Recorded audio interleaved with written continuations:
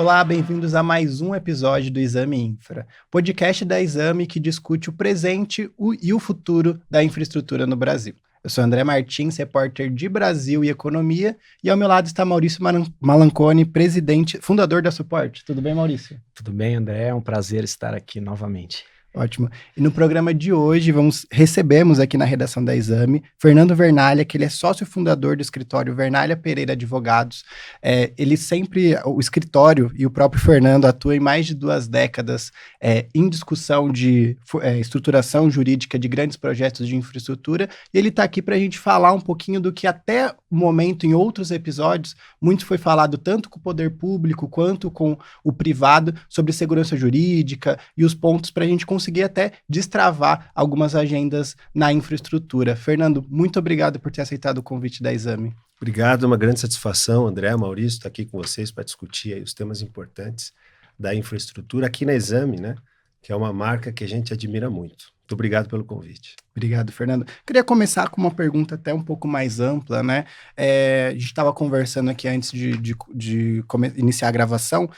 Como que você vê esse momento da infraestrutura no Brasil? A gente está com, acho que um dos anos com maior número de leilões, maior número de projetos em execução, o privado cada vez mais entrando com recurso. Então eu queria uma análise e de como que os contratos, né, hoje, a lei de concessões já completou 30 anos, então como que você vê essa maturidade que muita gente fala do setor de infraestrutura?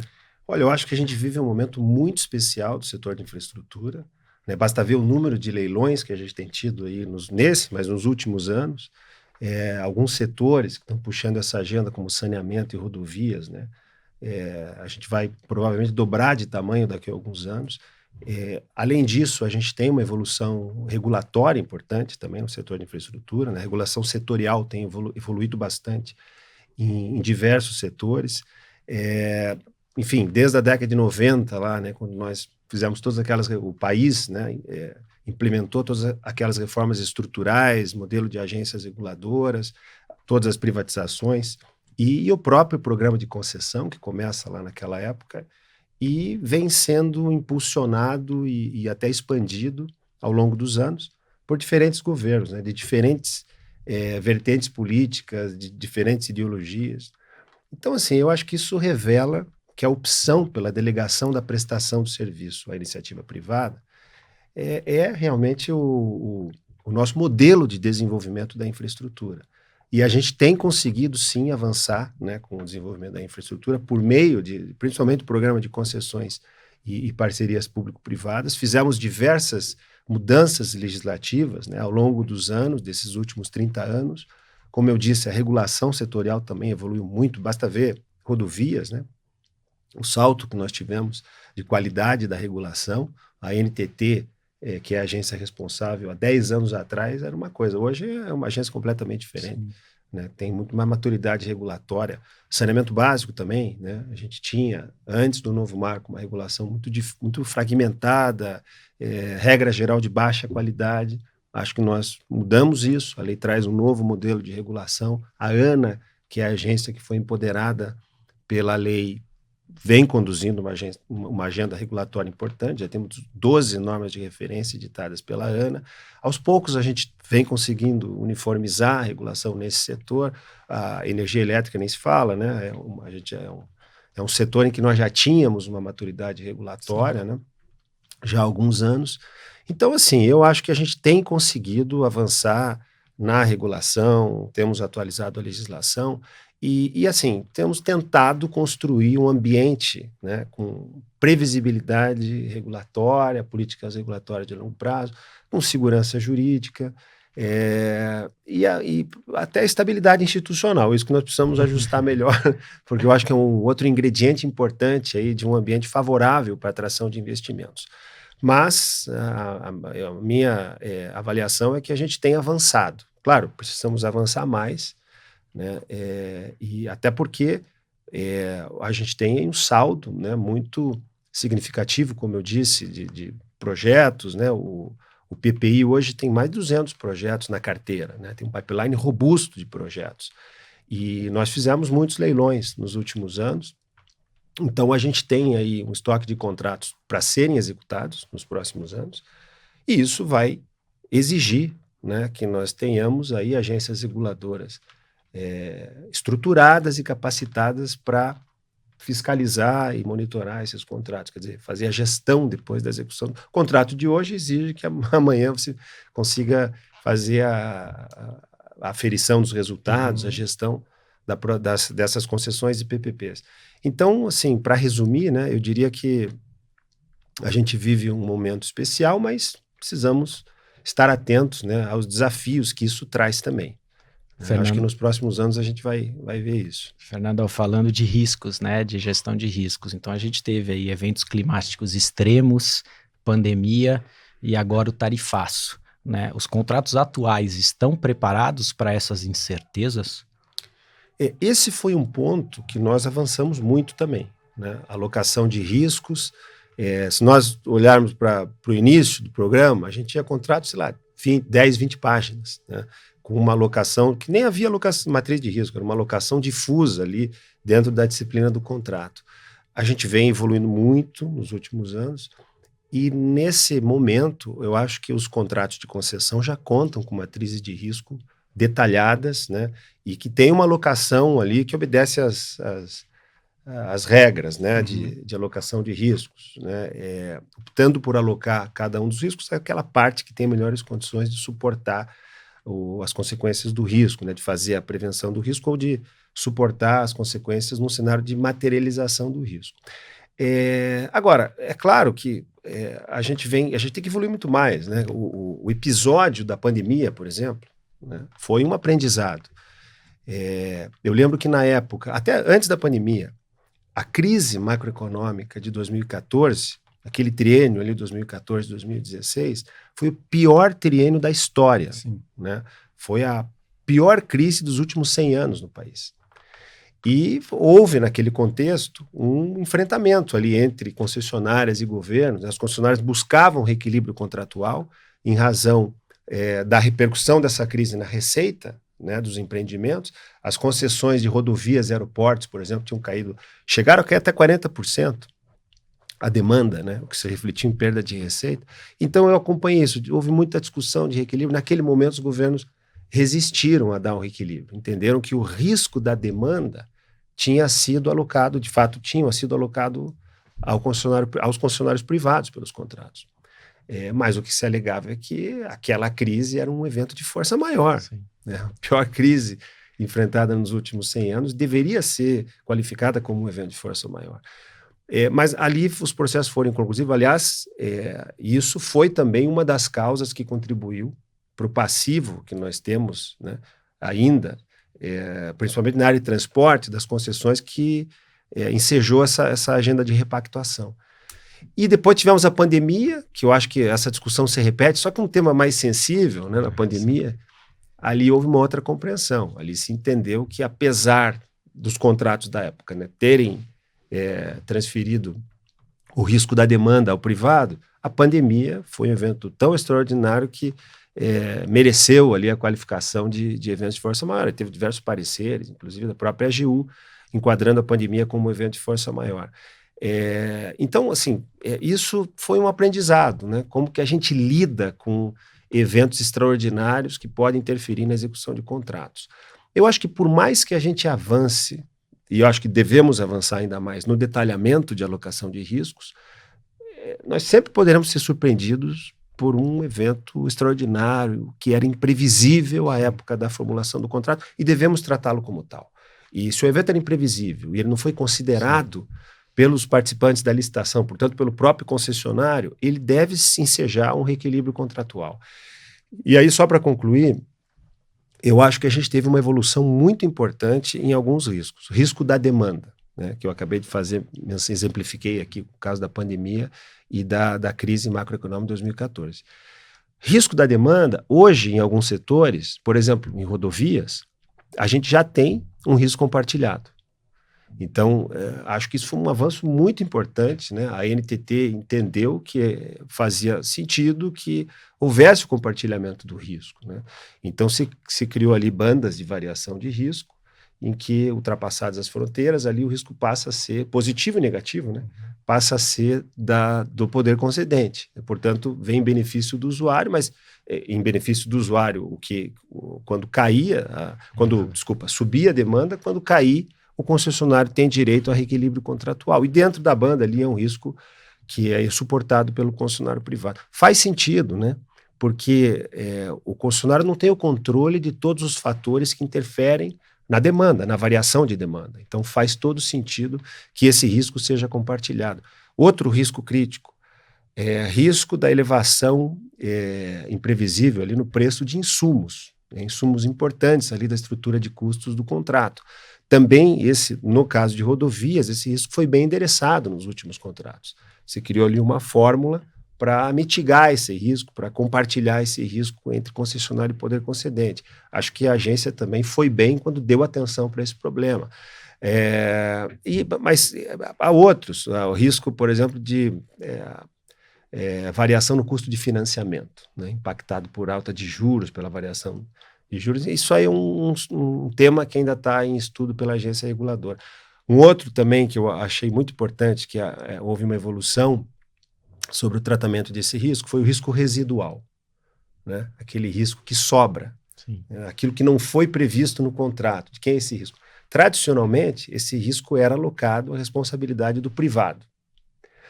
Já nas últimas modelagens, né, a NTT, por exemplo, optou por alocar esse risco ao poder concedente. Faz sentido também, porque são riscos, né, em que o concessionário não tem controle sobre o risco. Então faz sentido que esse risco seja atribuído à responsabilidade do poder concedente e quando eu digo que está alocado à responsabilidade do poder concedente, eu digo que é um risco que, se materializado, gera reequilíbrio contratual, né?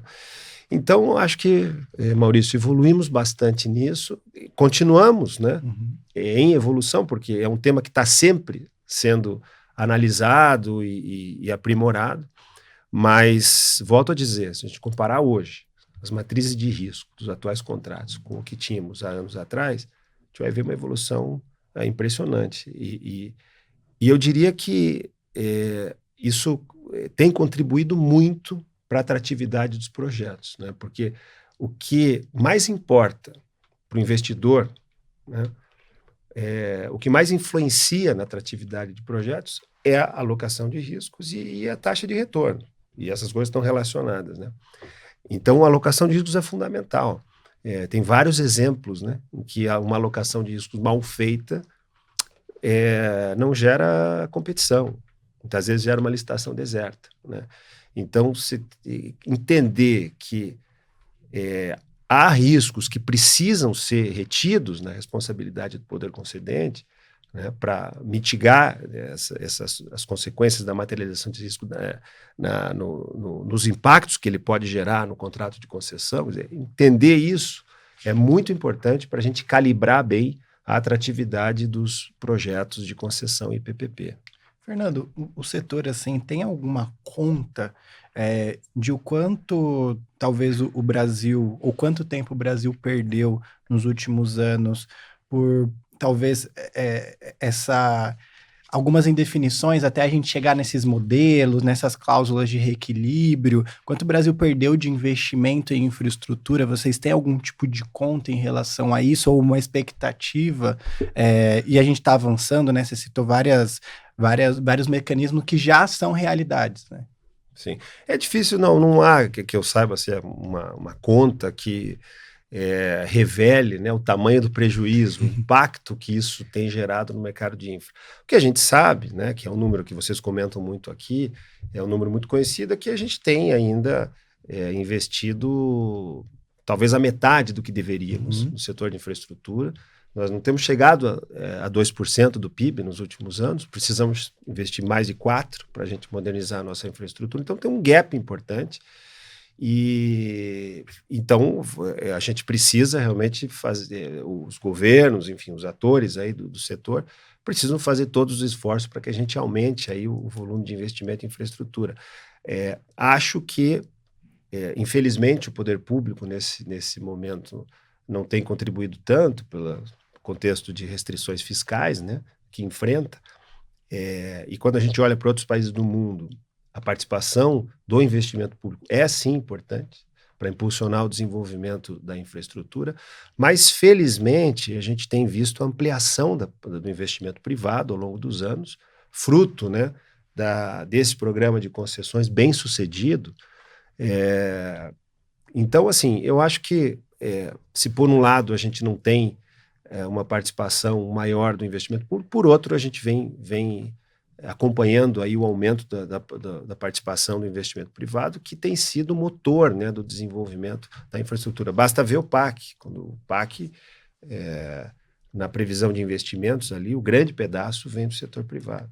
Então a aposta nesse momento é na agenda de investimentos privados na infraestrutura pública e aí, claro, você ter um ambiente regulatório, né, que seja favorável, ter modelagens bem feitas, alocação de risco que engaje o setor privado, ter agências reguladoras preparadas e capacitadas para conduzir não só os leilões, mas depois a própria execução do contrato, ter soluções de resolução de controvérsias mais ágeis e eficazes. Tudo isso contribui para a gente construir um ambiente mais favorável, para a gente ter o engajamento do setor privado e, na ponta, benefícios ao usuário, né? Porque tudo isso leva à redução de custo de transação e, portanto, propostas mais econômicas, mais vantajosas para o poder concedente barra usuário. Então, nós não temos uma conta que revele, né, o tamanho desse atraso, mas eu acho que ninguém duvida, né, da relação que existe entre todos esses incrementos e a redução do custo de transação, enfim. Fernando, você comentou aí sobre esses contratos, né, teoricamente estressados, ou seja, aqueles que não tinham matrizes de riscos bem equilibrados, viveram alguns anos de bastante estresse entre o poder concedente e os concessionários, né? A gente tem vivenciado uma maturidade do mercado que fez sentar na mesma mesa tanto as agências reguladoras como o TCU e o concessionário para buscar um consensualismo aí em busca de resolver os imbróglios e destravar os investimentos. No seu ponto de vista, esse aprendizado que vocês acompanharam, então vou citar, nós tivemos ali a BR-163 no Mato Grosso do Sul, que era um contrato estressado e que teve a repactuação recente do Grupo Motiva. Tivemos recentemente também a BR-101, Espírito Santo, Bahia, do Grupo Eco Rodovias, que também teve o leilão sucesso, também repactuado. E agora já está agendado também a Fernão Dias. Nesse dia a dia dessas trocas que vocês têm acompanhado em termos contratuais, existe algum ponto que você acredita que poderia ser institucionalizado nos próximos contratos? Olha, é difícil dizer isso porque as repactuações, cada uma é de um jeito, né? Sim, sim. E essa é a complexidade, né, da repactuação. Não há uma fórmula para isso e não há parâmetros abstratos para você limitar uma repactuação. Claro, tem toda uma discussão de princípios jurídicos, né, até que ponto você pode alterar o contrato, a mutabilidade do contrato de concessão é um tema sempre em discussão, né?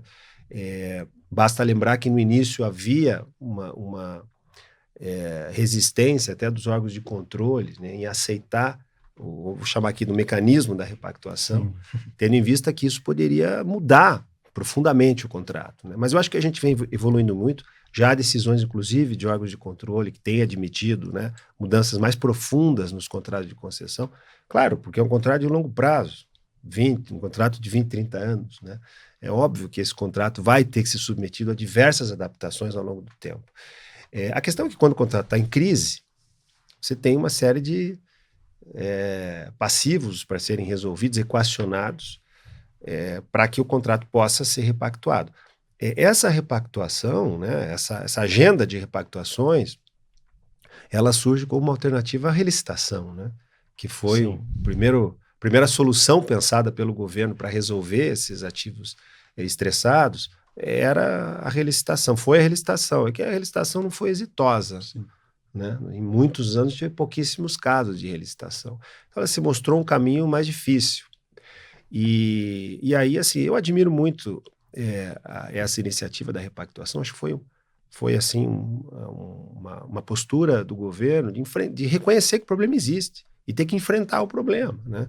E acho que eles estão sendo bem-sucedidos. A gente teve poucos casos até aqui, né? Você mencionou dois ativos aqui, vou chamar, que já foram repactuados, o terceiro que está aí no trilho, que é o caso da Fernão Dias, mas temos lá 13, 14, né? Tínhamos no início, temos uns 12 ainda ativos na mesa de discussão.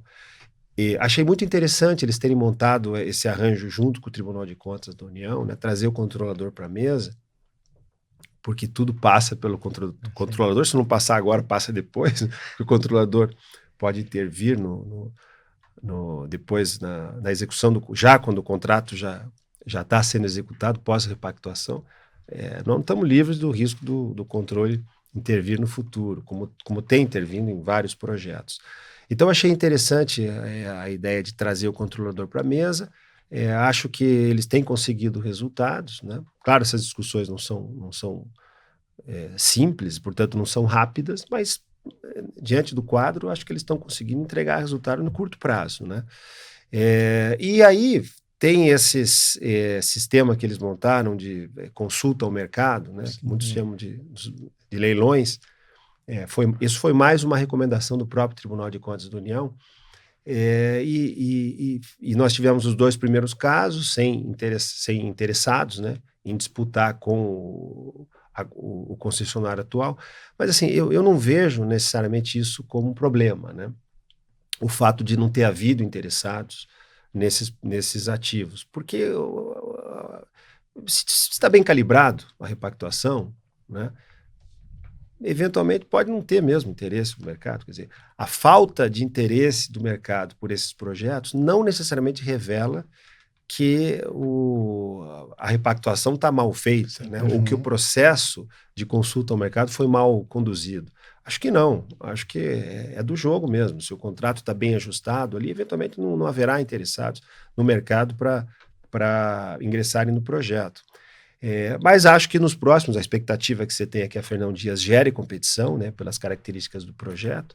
Então, acho que a gente pode esperar aí alguma competição num ou no outro caso. Mas, regra geral, na minha percepção, nós vamos ter pouca ou nenhuma competição, né? Porque esses são contratos que já têm um histórico, têm passivos regulatórios, então é muito custoso também, né, para esses entrantes aí, né, para aqueles candidatos assumirem o controle dessas operações. A gente está falando de uma transferência de controle aqui, né? É muito custoso você ingressar num estudo, fazer todas as due diligence, etc. Isso não é simples e também não é barato. Então, assim, eu acho que num contexto em que a gente tem um número muito grande de projetos, de novos projetos, né, sendo colocados no mercado, um mercado que já foi mais concentrado, mas ainda é relativamente concentrado, embora eu acho que a gente tem conseguido diversificar, ampliar o número de participantes, mas ainda é um mercado que se poderia dizer pequeno, né? Então, se tem um mercado pequeno, um número grande de novos projetos, o mercado tem se tornado cada vez mais seletivo, né? Então, essas repactuações, ou esses leilões de repactuação, ele concorre com os leilões de projetos novos, né? De novos projetos. Acho por isso também que o mercado tem preferido disputar os novos leilões do que disputar esses leilões, né, de repactuação.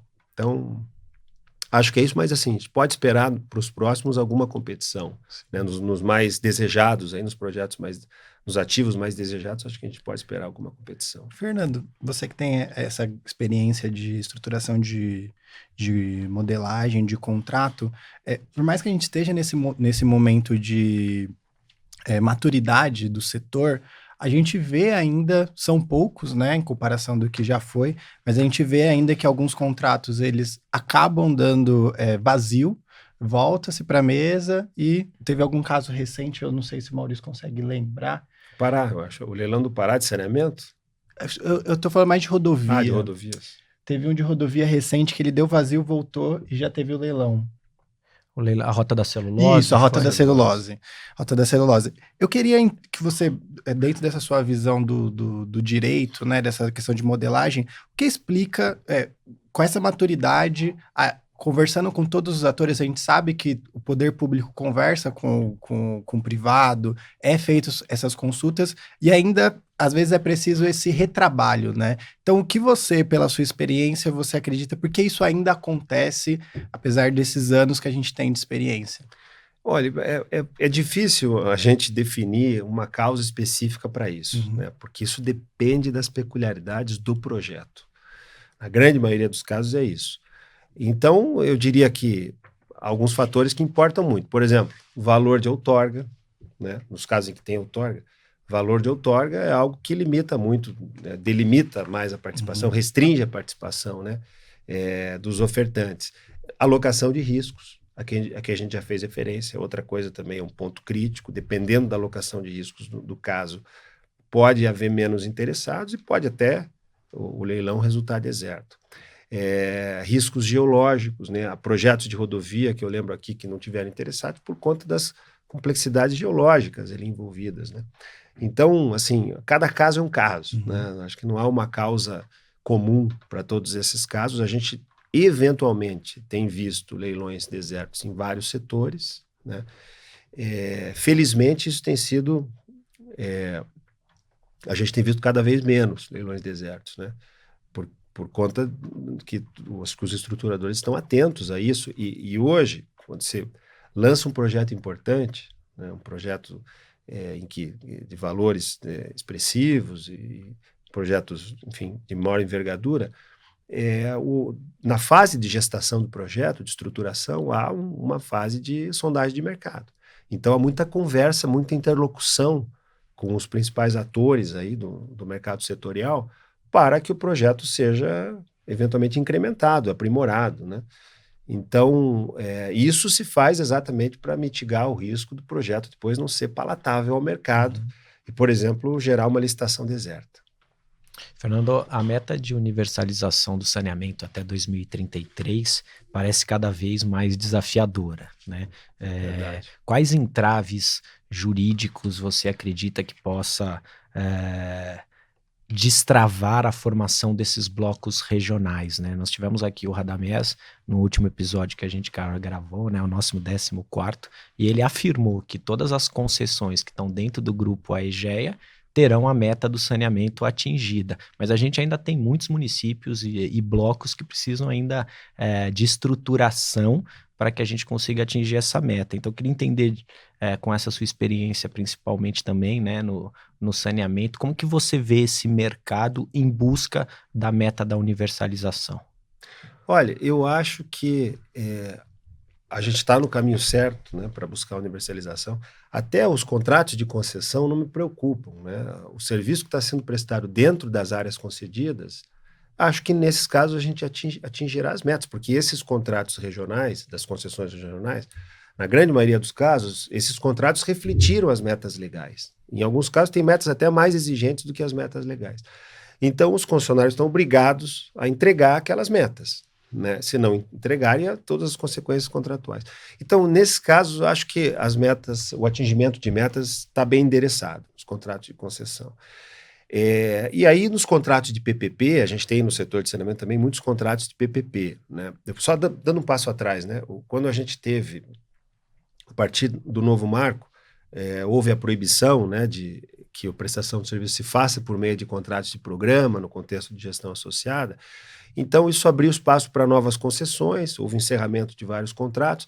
Em vários casos, como no Rio de Janeiro, Alagoas, nós tivemos, agora Pernambuco, nós tivemos a redução, né, do escopo da empresa estadual e, portanto, novas concessões outorgadas pelos estados. Em outros, a gente vai ter novas concessões por meio de micro-regiões, etc. No Rio Grande do Sul, tivemos a privatização da Corsan, São Paulo, a privatização da Sabesp. Nesses casos também, eu posso chamar aqui de novas concessões, porque a privatização é acompanhada, a venda do controle da empresa é acompanhada pela atualização do contrato de concessão. Então, assim, eu acho que no âmbito de concessões regionais, a universalização está bem endereçada, porque as metas estão todas ali previstas nos contratos de concessão. E há mecanismos contratuais de cobrança do concessionário para atingimento dessas metas. Agora, como você mencionou, né, Maurício, há outros municípios, outras regiões que estão sobrando, né, e que estão à espera, né, ou de novas delegações ou de PPPs, né, no caso, porque quando os contratos, os municípios que seguiram sendo operados pelas empresas estaduais, há muitos, né, as empresas estaduais hoje devem operar mais de 50% ainda do setor. Nesses casos, o que a gente viu de forma generalizada também foram as empresas estaduais fazendo PPPs, né? Buscando também na iniciativa privada, mas daí não por meio de concessões, mas por meio de PPPs. Na maior parte dos casos são concessões administrativas de esgotamento sanitário ou investimento para universalizar. Então, nesses casos também, os contratos de PPP também estão refletindo as metas de universalização. Então, é algo que também a gente pode esperar, né, para todas essas regiões abrangidas pelas PPPs, o atingimento de metas de universalização até 2033. Né? A gente está falando de 90% de cobertura de esgoto, né, de esgotamento sanitário, e 99% de abastecimento de água. Agora, aí vamos falar do que sobra. Né? Tem as outras regiões, outros municípios. E muitas vezes, quando eu vejo assim, notícias, informações sobre concessões locais do setor de saneamento municipais, né? Isso, assim, me deixa um pouco frustrado, porque cada vez que tem uma concessão local de município importante, isso significa que os valores, por exemplo, que estão sendo cobrados ali como outorga, e a grande parte delas tem cobrança de valor de outorga, né, estão sendo extraídos da operação, indo para o caixa do município e eventualmente sendo usados para outras necessidades do município do que o saneamento básico. Enquanto que esses recursos extraídos, por exemplo, de um município rico, que faz uma concessão local, poderia estar sendo endereçado para subsidiar a universalização do serviço. Mas, assim, eu acho que o que poderia ser feito para empacotar esses municípios que sobram e montar novas delegações regionais? Eu acho que, primeiro, a gente tem que regionalizar de verdade. Porque a regionalização ela é uma diretriz importante do novo marco, e ela foi, de fato, iniciada, pelo menos, em muitos casos foi implementada, né? Acho que quase a totalidade, ou talvez até a totalidade dos estados já tenham criado estruturas de regionalização para o serviço de água e esgotamento sanitário. Mas não basta criar a estrutura de regionalização, a gente precisa montar toda a regionalização, tornar ela operacional, né, criando ali a governança interfederativa, e depois disso, essa estrutura de regionalização tem que assumir o serviço. Ela tem que entrar nos contratos, assumir o serviço, unificar os contratos e estabelecer um prazo uniforme para o encerramento desses contratos dentro de uma região que é desenhada, né, para ter ali uma operação autossustentável do ponto de vista econômico. Isso não tem sido feito em muitos casos. Então não adianta criar a micro-região se ela não assume a prestação do serviço e cria as condições para que haja uma nova delegação. Porque o grande problema é o seguinte, os contratos que existem, né, são contratos, os contratos que existem, que são contratos locais, cada um tem o seu prazo de encerramento. Então a gente não consegue virar a chave para montar uma prestação regional se nós não uniformizarmos o prazo de encerramento desses contratos. E nós só conseguimos fazer isso se a gente unificar a autoridade responsável, quer dizer, o exercício da titularidade, que é feito pela micro-região. Então, eu acho que esse é um entrave. Estou falando daquilo que sobra. Sobrou, né? Boa parte já está resolvido, mas tem um quilo que sobra. Depois tem municípios em que a operação se dá a título precário, em que não há contrato. Uhum. Isso foi um problema, né? Tivemos legislação para cá, para lá, então como resolver isso, né? O fato é que isso é um problema, né? Eu acho que isso deveria vir, por gravidade, deveria vir para a micro-região, para ela poder organizar isso e integrar esses contratos numa nova delegação, por exemplo, de concessão. Acho que a gente tem um número inexpressivo de vínculos precários. E o problema desses vínculos precários é que, em muitos casos, eles não têm atratividade isoladamente considerados, né? São contratos que precisam de muito investimento, eventualmente, não em todos os casos, mas isso pode ocorrer, para que se atinja a universalização até a meta legal. Você visualiza algum risco de recuo regulatório no setor?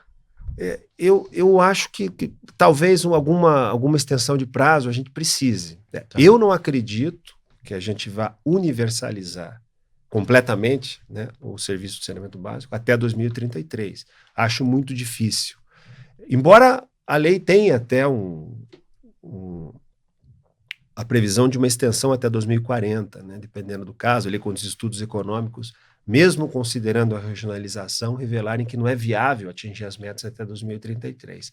A própria lei já prevê essa possibilidade. Eu acho que alguma extensão de prazo a gente vai precisar. Mas, assim, eu acho que estamos no caminho certo. Né? Eu vejo que assim, é muito... Avanço expressivo.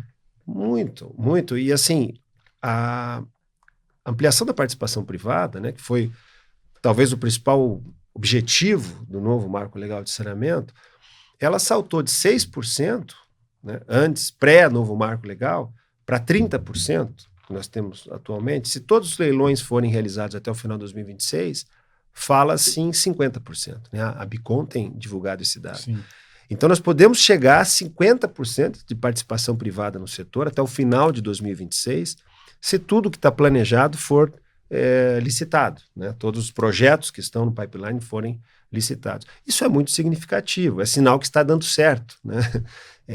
E também a agenda regulatória, que foi uma outra agenda importante prevista no novo marco, tem avançado, né? A ANA já tem 12 normas de referência, acho que isso vem funcionando bem. Aos poucos a gente vê que a regulação está sendo uniformizada no setor, a gente tem visto um ganho de qualidade na regulação. E a agenda de regionalização, que são as agendas mais importantes aí, porque a regionalização ela é necessária para embarcar os municípios que não têm potencial econômico para gerar operações autossustentáveis. E, Fernando, principalmente esse ponto que você trouxe, quem deveria endereçar ele? Principalmente você falou, a regionalização, ela está ali, mas, vamos dizer assim, ela não é obrigatória, né? Então, deveria ser uma discussão legislativa, os estados, como aqui em São Paulo, né? A gente até estava conversando antes, as cidades que estão fora do contrato da Sabesp, o estado foi lá, procurou os municípios, está se criando blocos, então tem essa articulação, né? Então, você vê que é uma vontade política, a gente precisa de uma discussão legislativa, a gente precisa de lei para determinar uma obrigação. Como que você vê que seria uma solução? Olha, primeiro assim, eu acho que o exemplo de São Paulo é um exemplo a ser seguido, né? Porque é isso, o Estado tem que se preocupar e tentar uma articulação política para montar ali blocos com os municípios que sobraram ali para viabilizar a prestação de serviço regional e com isso buscar avançar com a agenda de universalização. Eu acho assim, há várias formas de você regionalizar, né? Há tanto modos de regionalização que são de adesão voluntária, aí, que depende de uma articulação entre todos os entes federados, e há também a regionalização top-down, né? Que, por exemplo, a criação de micro-região, que foi a forma de regionalização preferencial dos estados até aqui, ela é de adesão obrigatória pelo município, né? Então, assim, como eu acho que isso deveria ser endereçado? Primeiro, isso tem que partir dos estados, porque os estados é que têm competência para criar as leis, né, que criam para editar as leis que criam as regionalizações. No caso aqui, a micro-região. Pode ser uma unidade regional, que aí é de adesão voluntária, ou pode ser uma micro-região. Se houver capacidade de articulação, né, dos estados, sempre é melhor a solução ali concertada, né? Sempre é melhor o consenso do que a imposição. Vou dar um exemplo. No caso do Rio de Janeiro, eu participei da estruturação do projeto das concessões do Rio de Janeiro, que, aliás, a gente começou a mexer com isso antes do novo marco, e foi um dos projetos mais desafiadores dos quais eu já participei.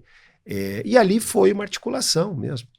Foi uma regionalização não vinculante, né? Foi uma regionalização montada por meio de contratos e convênios. Então é possível fazer. Mas, tendo em vista que a gente tem muita urgência, né, nos casos em que houver ali os pressupostos para que haja a criação de uma regionalização de adesão obrigatória, como, por exemplo, a microrregião, eu acho que os estados devem criar suas leis, isso eles já fizeram, né?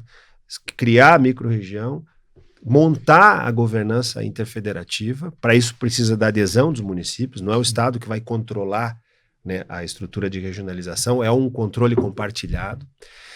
E aí eu acho que essa microrregião precisa funcionar, precisa deliberar, entrar nos contratos, como eu disse, para que se possa daí planejar o futuro da prestação de serviço de âmbito regional e buscar o atingimento de metas de universalização. Fernando, aproveitando que a gente está falando de estados e municípios, aí olhando para todo tipo de projeto, a gente vê alguns estados, por exemplo, São Paulo, Pernambuco, aí no caso mais específico de Recife, tem alguns estados e municípios que têm uma capacidade de modelagem, de estruturação de projeto própria, mas a gente vê que a grande maioria procura atores como BNDES, Caixa.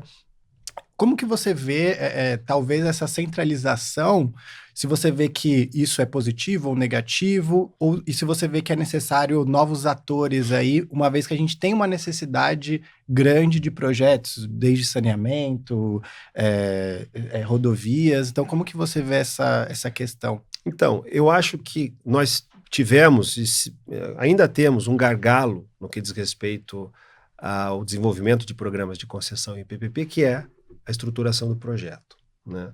Muitas vezes pela falta de capacidade daquela administração pública de estruturar projeto, porque não é simples, né?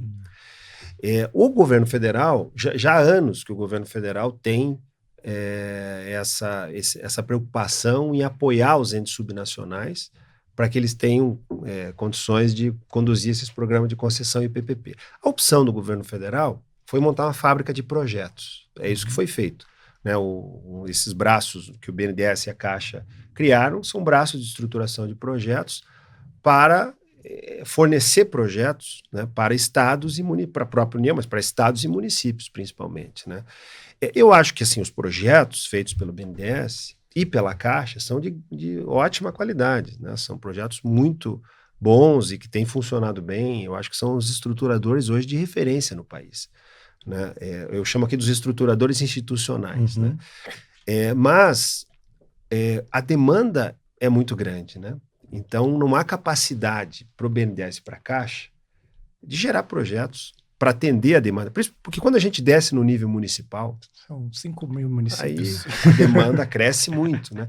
Então, por exemplo, setor de saneamento, que a gente está lidando com projetos regionais, eu acho que tem funcionado bem o BNDES, né? Há outros estruturadores, a Fundação Getúlio Vargas, as fundações também têm apoiado na estruturação de projetos, mas eu acho que o BNDES e Caixa são os estruturadores principais. Acho que isso vem funcionando muito bem, né? Porque não tem tantos projetos, porque os projetos são regionais.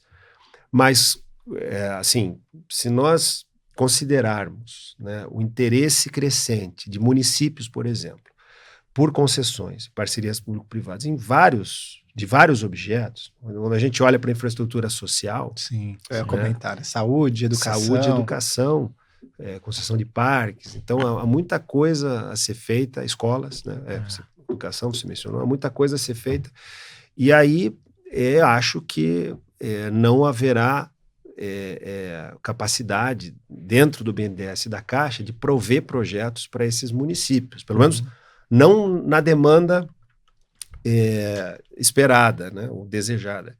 E aí eu acho que a alternativa seria capacitar os municípios para que os municípios tenham condições de estruturar projetos. Eu até levei para o governo federal um tempo atrás, eu tenho conversado com o PPI, lá todo ano o PPI faz uma rodada de conversas com especialistas no assunto, com escritórios jurídicos que atuam no setor, e eu todo ano estou lá conversando com o PPI, já levei lá uma proposta de criação de um programa de qualidade para concessões subnacionais. Porque eu acho o seguinte, os municípios realmente não têm capacidade, muitos deles não têm capacidade de fazer, né? E não basta criar um escritório de PPP ali dentro do município, que provavelmente disso vai surgir um projeto, que desde a origem um projeto errado.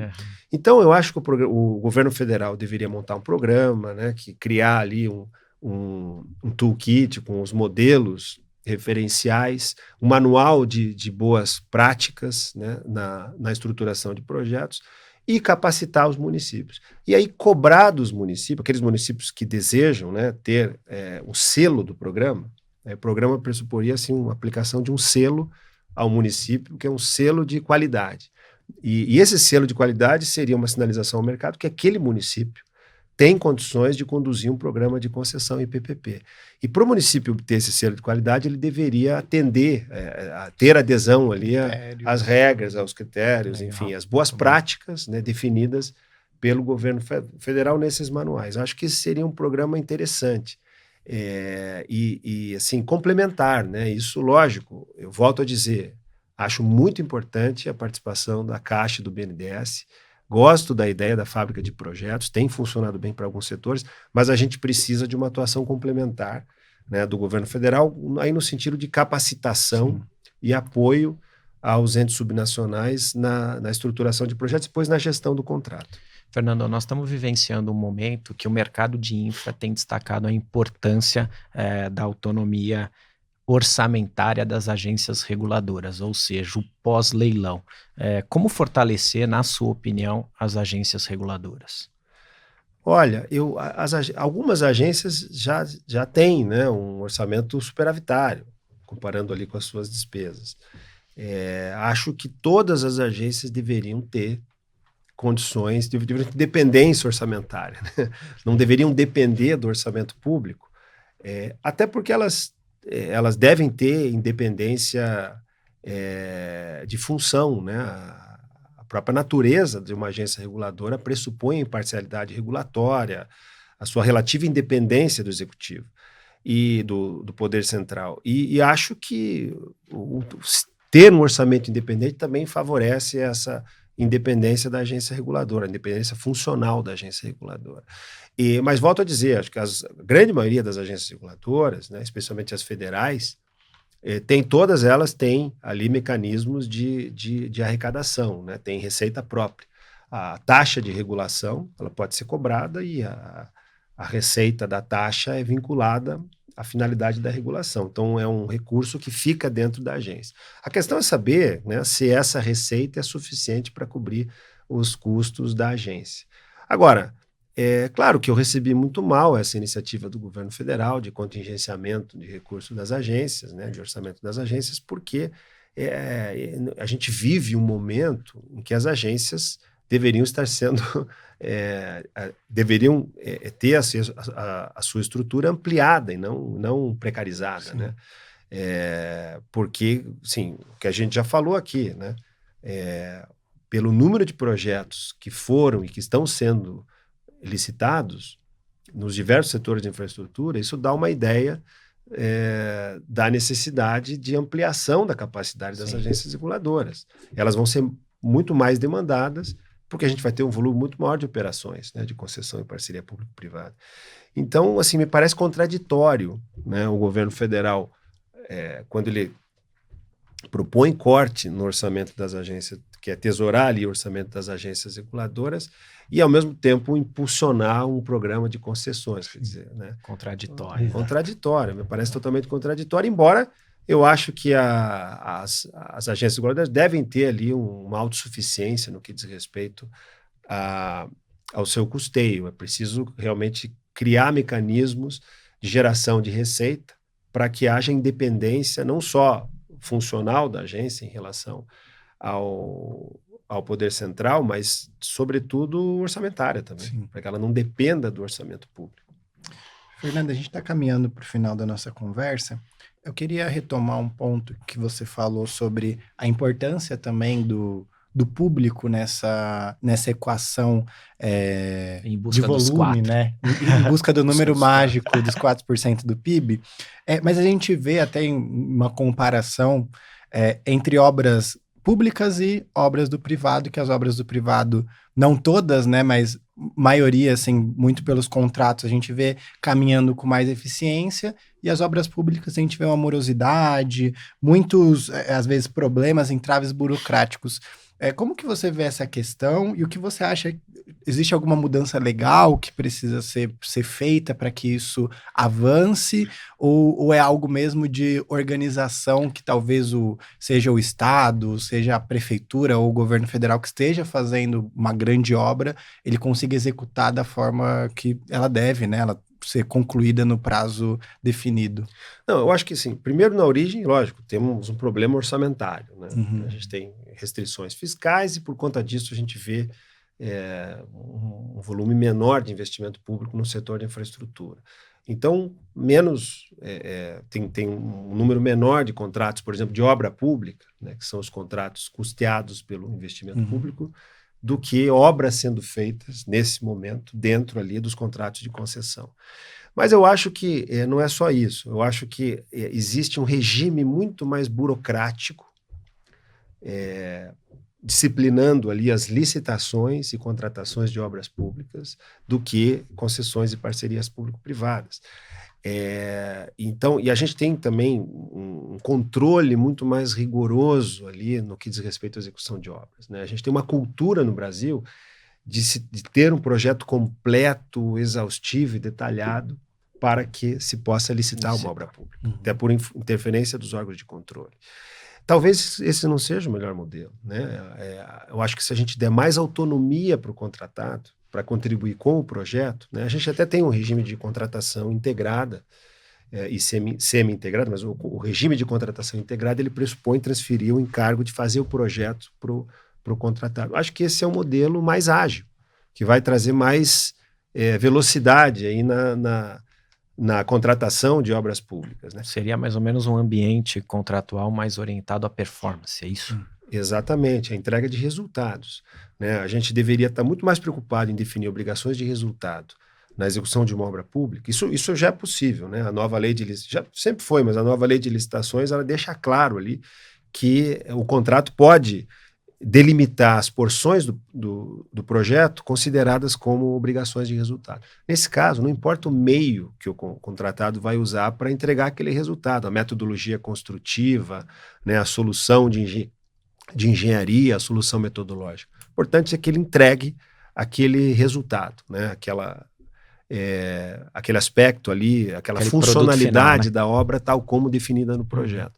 Acho que isso seria um avanço, mas volto a dizer, não é da nossa cultura, inclusive por influência dos órgãos de controle, né? Aliás, eu acho que os órgãos de controle precisam exercer autocontenção, né? Eu acho que no que diz respeito aí ao desenvolvimento de empreendimentos de infraestrutura, esse tem sido um problema histórico, né? A gente tem um ativismo dos órgãos de controle, especialmente dos tribunais de contas. Acho que os tribunais de contas, lógico, contribuem muito, tem quadros muito qualificados, mas eu acho que há limites para isso, né? E quando a gente considera, né, quando a gente olha para os contratos de concessão e PPP, eles estão muito sujeitos, logicamente, à regulação, né? Aos atos ali de agências reguladoras.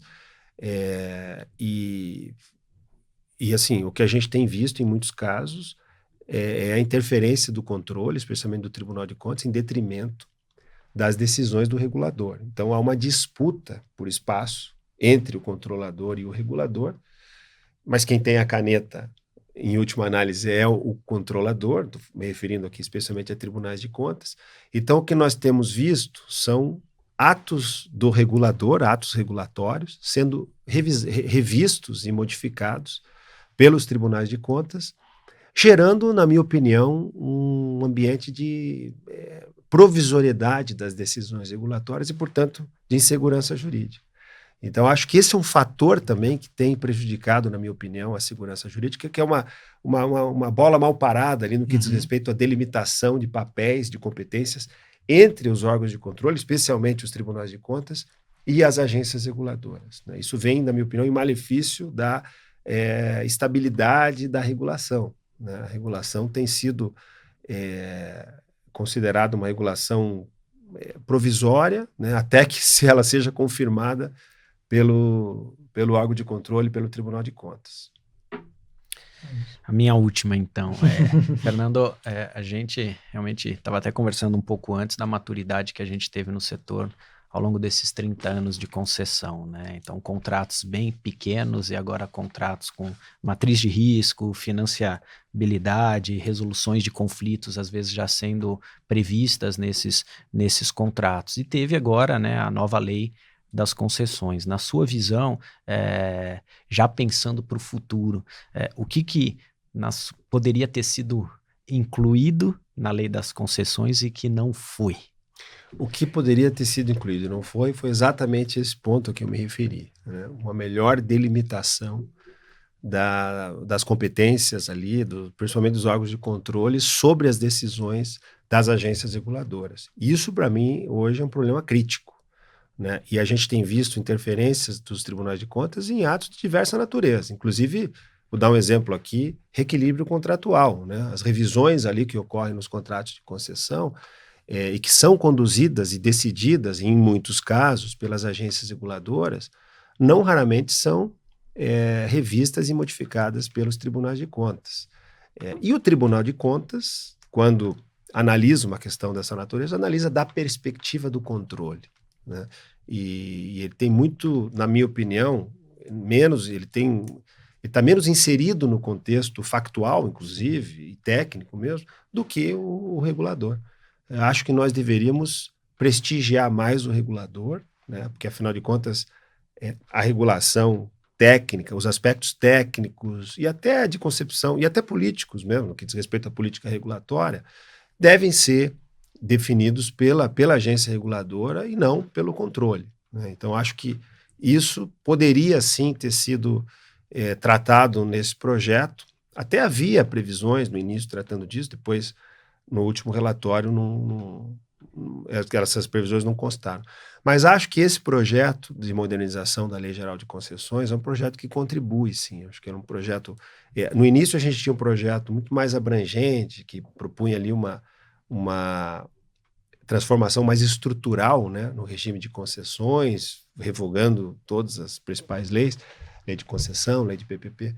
Mas o último relatório que foi apresentado pelo deputado Arnaldo Jardim, já na discussão ainda na Câmara, foi um relatório aí que optou por propor mudanças, ajustes dentro da Lei Geral de Concessões, que é uma lei que vem funcionando bem. Essa lei é de 1995, uma lei que vem funcionando bem, né, nos últimos anos. É possível dizer que ela foi uma lei muito importante para garantir a segurança jurídica em momentos, né, críticos da história das concessões. Vou lembrar aqui o episódio do estado do Paraná, em que o governador tentou de tudo ali para romper os contratos de concessão, não conseguiu. Acho que essa lei foi um amparo jurídico para isso. Mas, assim, a gente tem 30 anos de prática de concessões, né? Essa é uma lei minimalista de 1995. Nós desenvolvemos muito a prática das concessões, novas soluções regulatórias, contratuais surgiram nesses últimos anos, que não tem respaldo nessa legislação. Como a gente tem um controle muito ativo, né, o que aconteceu foi que muitas dessas soluções acabaram sendo interpretadas pelos órgãos de controle, né? Seu alcance ali e requisitos e tal foram definidos a partir da visão do controle, e não necessariamente a partir da visão do regulador, né? Assim, eu acho que prevaleceu a função do controle em detrimento da função regulatória, enfim, de outras questões que o regulador considera, né, para regular o serviço, por exemplo, a ampliação da eficiência nos empreendimentos de infraestrutura. Então, assim, embora a gente tenha uma lei importante, acho que os consensos interpretativos formados a partir dessa lei historicamente foram e são importantes para garantir a segurança jurídica no setor de infraestrutura. Acho que há, sim, a necessidade de modernizar essa legislação. Eu considero que esse projeto contribuirá para isso. Fernando, só aí realmente a última pergunta. Você acredita, eu sei que a gente acabou de revisitar, mas você acredita que é possível essa solução que você está colocando de demilitar, definir o espaço de cada um, né, do controlador? É possível a gente ver uma mudança em relação a isso pelas conversas que vocês têm no setor, com próprios deputados, que isso seja ajustado? Eu acho assim, tem uma questão que até não é uma questão... É uma questão mais cultural, né? Porque é muito difícil você delimitar objetivamente a fronteira, entre o que é técnico, o que é jurídico, né? O que é político, o que é jurídico. Essa fronteira não é nítida, né? Mas volto a dizer, quem define em última análise essa fronteira acaba sendo o próprio controlador no exercício do controle, né? Então, eu acho que a gente tem evoluído bastante, né? O próprio Tribunal de Contas da União tem, com muita transparência, tem se mostrado aberto ao diálogo. Eu vejo que há um diálogo permanente com várias entidades aí do mercado, com especialistas e etc. Essa é uma crítica recorrente que tem sido feita aos tribunais de contas, aos órgãos de controle em geral, mas especialmente aos tribunais de contas, e eu percebo que há, sim, um interesse em discutir o tema, né, eventualmente em evoluir na delimitação dessas competências, né? A gente teve uma lei importante, relativamente recente, que é a LINDB, que ela contribuiu para isso também, para que haja uma melhor delimitação dessas competências. E, enfim, se nós tivéssemos, lógico, uma legislação que endereçasse esse assunto de forma mais objetiva, aí eu acho que isso contribuiria, né? Mas, enquanto não temos, eu acho que temos aí a evolução dessa questão, acho que depende muito dos próprios tribunais de contas, né? De exercer a autocontenção a partir da compreensão de que as decisões adotadas pelo regulador são decisões de cunho técnico, né? Que refletem uma política regulatória e que não deve ser revisada pelo órgão de controle, que deve estar adstrito ali ao exercício de juízos de legalidade, né? Os órgãos de controle, os tribunais de contas, devem sim continuar, lógico, analisando os atos regulatórios, mas da perspectiva da sua legalidade ou ilegalidade, não adentrando o terreno das análises técnicas e políticas subjacentes à regulação. Ótimo. Queria agradecer ao Maurício mais uma vez por conduzir essa entrevista. Eu que agradeço, foi um prazer aí receber o Fernando. Eu acho que ter uma pessoa como ele ajudando a destravar o investimento em infraestrutura é muito importante. Obrigado pela sua presença. Exato, Fernando. Queria agradecer você ter aceitado o convite da Exame e até uma próxima. Muito obrigado, o prazer foi todo meu. Obrigado mais uma vez pelo convite. E agradeço você que também nos acompanhou até aqui. Como sempre falo, curta esse vídeo, compartilhe com amigos, familiares, colegas, com quem se interessa pela infraestrutura do Brasil. Acesse o site da Exame, acesse nossa editoria dedicada para a infraestrutura e acompanhe a gente aqui no YouTube para os próximos episódios do Exame Infra. Até lá!